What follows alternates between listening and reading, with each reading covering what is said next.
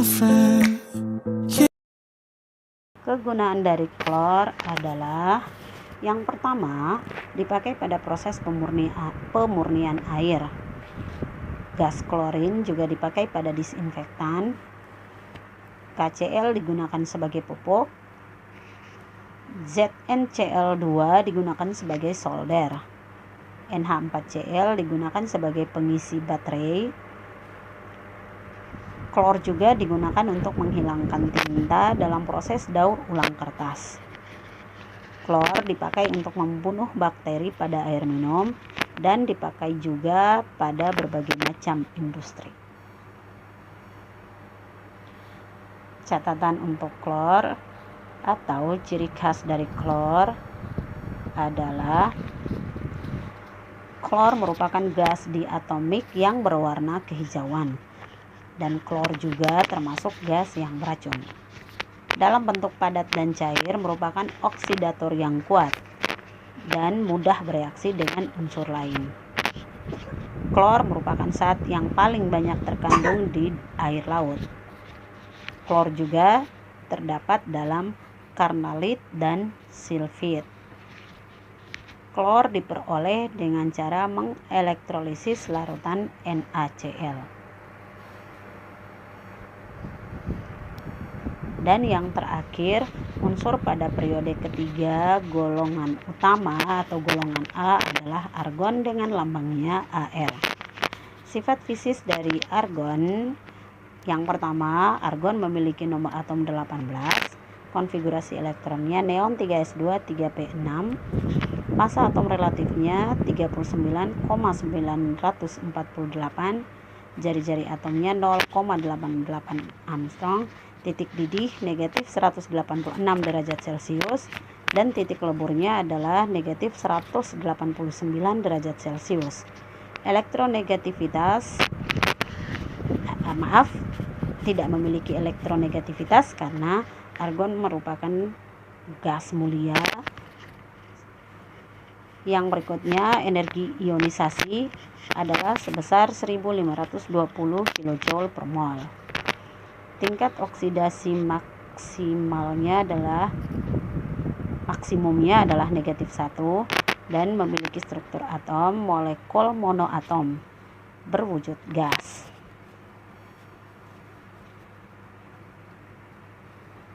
Argon berwarna putih karena berwujud gas, sehingga hampir gambarnya adalah tidak berwarna karena memang dia berwujud gas. Hanya bisa diketahui bahwa argon berwarna putih.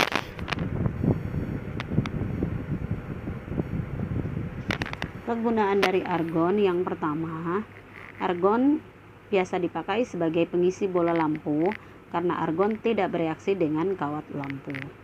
Argon juga dipakai dalam industri logam sebagai inert saat pemotongan dan proses lainnya. Argon dipakai untuk membuat lapisan pelindung pada berbagai macam proses dan dipakai untuk mendeteksi sumber air tanah. Argon dipakai dalam roda mobil mewah. Kita lihat selanjutnya catatan untuk argon, yaitu argon merupakan gas yang tidak berwarna dan berasa. Argon merupakan gas yang tidak reaktif seperti halnya gas mulia yang lain.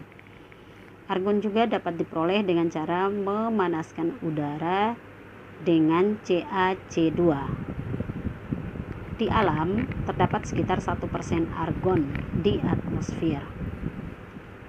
Argon terbentuk di atmosfer sebagai akibat dari proses sinar kosmik. Nah, adik-adik, selanjutnya kita lihat tabel perbandingan dari unsur-unsur golongan utama untuk periode ketiga. Ini adalah tabelnya. Sifat fisisnya bisa dilihat pada tabel sebelah kiri, sedangkan pada tabel sebelah kanannya adalah data dari sifat fisik masing-masing unsur periode ketiga. Seperti sudah dijelaskan pada awal tadi, mulai dari nomor atom sampai dengan wujud. Ini adalah tabel perbandingannya. Kita lihat yang paling pertama, dalam satu periode berarti dari kiri ke kanan. Kita lihat yang paling pertama, mulai dari nomor atom. Nomor atom mulai dari kiri ke kanan, atau yang paling kiri adalah natrium, terus bergerak ke kanan, mengalami peningkatan. Nomor atomnya mulai dari 11, 12, 13, hingga argon memiliki nomor atomnya 18. Nomor atom semakin meningkat, artinya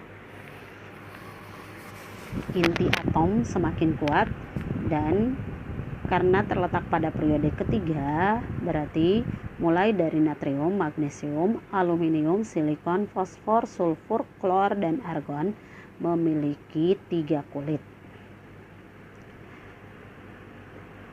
Yang selanjutnya adalah nomor massa. Dari kiri ke kanan, dengan bertambahnya jumlah kulit, kita lihat, dari kiri ke kanan, dengan bertambahnya inti atom, sedangkan untuk jumlah kulitnya masih tetap sama ya, karena pada periode ketiga. Jadi yang bertambah adalah jumlah muatan inti dan massa atomnya bisa dilihat, yaitu 23, magnesium 24, aluminium 27, dan seterusnya sampai dengan argon yang memiliki massa atomnya adalah 40. Berikut jari-jari atom. Jari-jari atom adalah jarak dari inti atom ke kulit terluar dari atom tersebut. Nah, karena pada periode ketiga berarti unsur-unsur ini memiliki jumlah kulitnya 3. Kita lihat jari-jari atomnya. Dari natrium, jari-jari atomnya adalah 2,23. Dan seterusnya sampai dengan golongan 8A menjadi 0,88. Berarti kita bisa mengambil kesimpulan bahwa dari kiri ke kanan, jari-jari atom bertambah kecil. Hal itu karena bisa dijelaskan bahwa pada periode ketiga jumlah kulitnya sama. Artinya dari kiri ke kanan dengan jumlah kulit yang sama, tetapi kandungan muatan intinya bertambah. Sehingga kalau kita bandingkan antara Na dan argon, kenapa sehingga jari-jari Na lebih besar daripada jari-jari argon? Hal itu karena baik natrium maupun argon sama-sama memiliki jumlah kulit yang 3, namun berbeda pada jumlah muatan inti. Muatan inti argon 18, sedangkan muatan inti dari natrium adalah 11. Artinya 11 proton, dan argon memiliki 18 proton. Dengan kekuatan yang lebih besar adalah argon, namun sama-sama memiliki jumlah kulitnya 3, sehingga gaya tarik inti yang lebih kuat tentunya ada pada argon. Dengan gaya tarik inti yang kuat, hal itu membuat kulit atom akan semakin tertarik atau mendekat ke inti atom, sehingga memperkecil jarak dari inti ke kulit terluar dari atom tersebut. Jadi itu alasannya sehingga adik-adik bisa melihat bahwa jari-jari atom Na lebih besar daripada argon. Atau dengan kata lain, jari-jari atom pada unsur periode ketiga dari kiri ke kanan semakin berkurang. Selanjutnya adalah titik didih. Titik didih dari natrium adalah 892, magnesium 1107, aluminium 2467, sedangkan silikon 2355, fosfor 280, sulfur 445, klor dengan negatif 35, dan argon dengan negatif 186.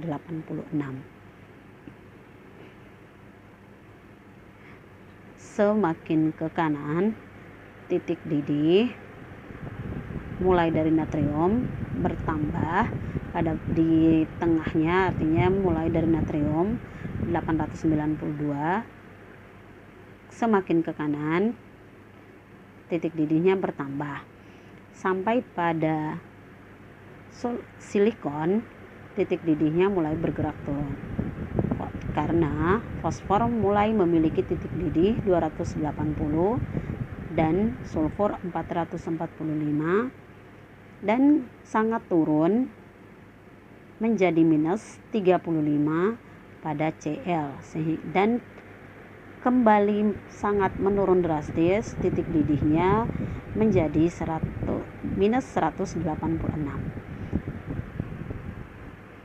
Yang berikutnya adalah titik lebur. Titik lebur dari natrium hingga argon bisa dilihat pada tabelnya, yaitu titik lebur natrium 98, semakin ke kanan bergerak naik menjadi 651,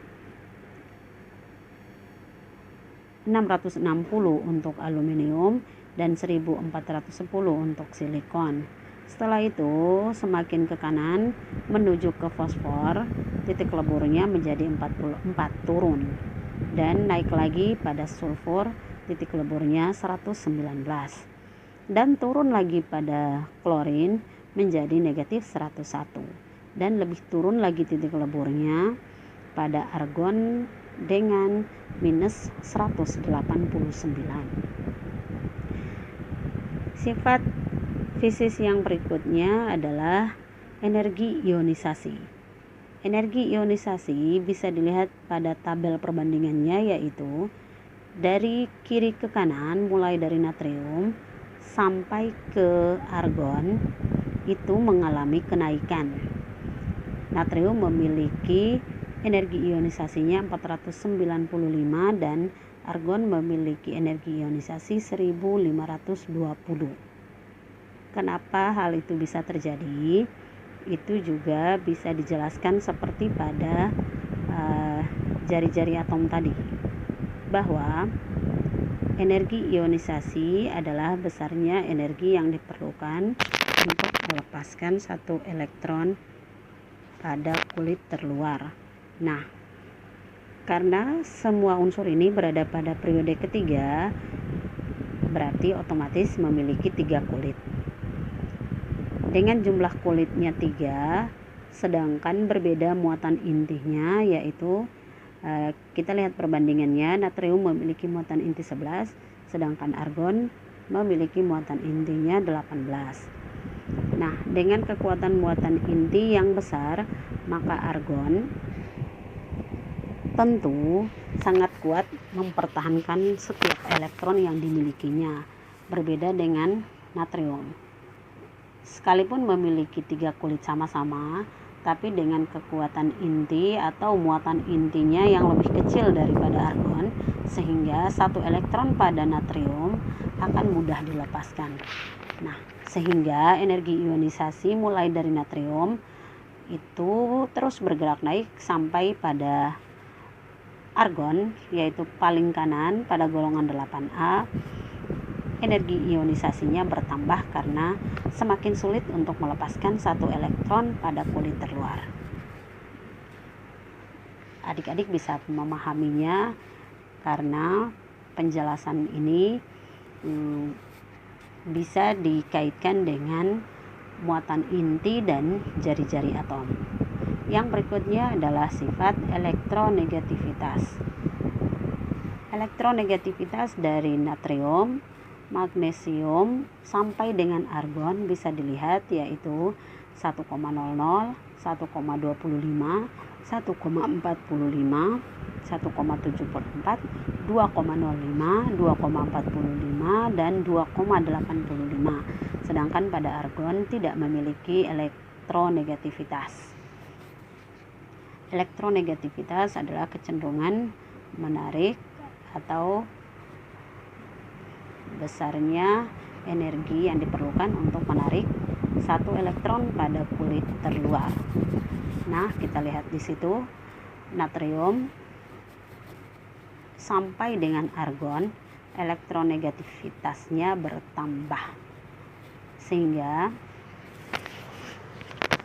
bergerak dari kiri ke kanan itu angka-angkanya bergerak naik. Hanya pada argon itu tidak memiliki elektronegativitas karena sangat stabil, memiliki elektron valensi yang semuanya berpasangan.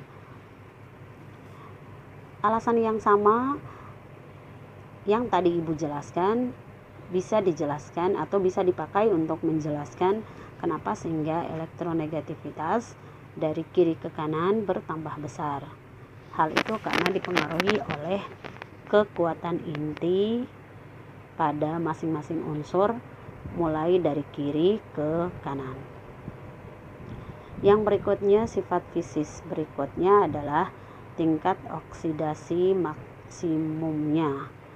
Natrium positif 1, magnesium positif 2, dan seterusnya sampai dengan klorin positif 7, dan pada argon tidak memiliki oksidasi lantaran karena stabil.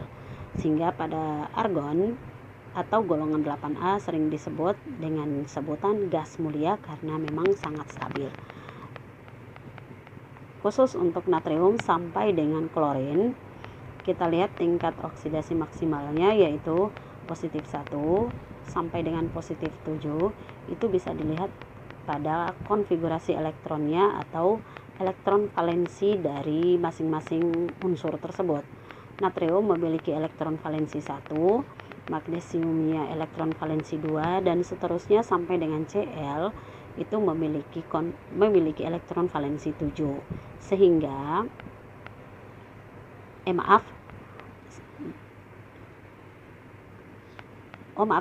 maksudnya elektron valensi natriumnya 1 dan sampai dengan klorin memiliki elektron valensinya adalah 7. Nah, sehingga tingkat oksidasi maksimalnya itu bisa berdasarkan pada jumlah elektron valensi yang dimiliki oleh masing-masing unsur pada periode ketiga.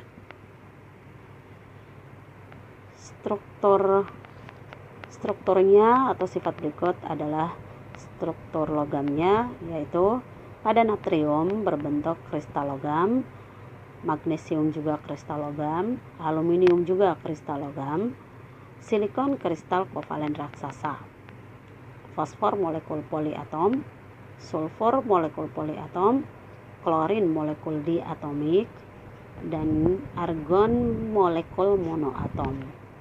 Wujud masing-masingnya, natrium berwujud padat, magnesium padat, aluminium padat, silikon padat, fosfor padat, sulfur juga padat, klorin berbentuk gas, dan argon berbentuk gas.